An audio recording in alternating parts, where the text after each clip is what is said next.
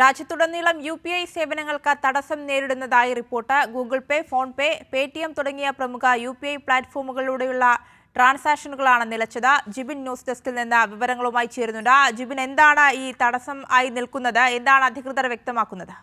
ആര്യ, ഇന്ന് ഉച്ചയോടുകൂടി തന്നെയാണ് ഈ UPI പേയ്മെൻറ്റുകൾ തകരാറിലാകുന്ന ഒരു സാഹചര്യത്തിലേക്ക് കാര്യങ്ങൾ മാറിയത്. UPIയുടെ ഭാഗമായിട്ടുള്ള ഫോൺ പേ, അതോടൊപ്പം തന്നെ പേടിഎം, ഗൂഗിൾ പേ തുടങ്ങിയ സേവനങ്ങളാണ് തടസ്സപ്പെട്ടിട്ടുള്ളത്. ഈ ആപ്ലിക്കേഷനുകളെല്ലാം തന്നെ നിലവിൽ ഇപ്പോൾ തടസ്സം നേരിട്ടതായുള്ള വിവരങ്ങൾ ഇപ്പോൾ ഇതിൻ്റെ നിലവിൽ NPCI തന്നെ സ്ഥിരീകരിച്ചിട്ടുണ്ട്. ഈ ആപ്പുകളുടെ എല്ലാം തന്നെ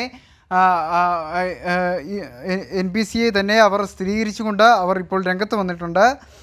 നിലവിൽ അവർ പറയുന്നതനുസരിച്ചുകൊണ്ട് ഇത് ഭാഗികമായ ഇടപാടുകളെല്ലാം തന്നെ ഇതിപ്പോൾ നിലവിൽ ബാധിച്ചിട്ടുണ്ട്.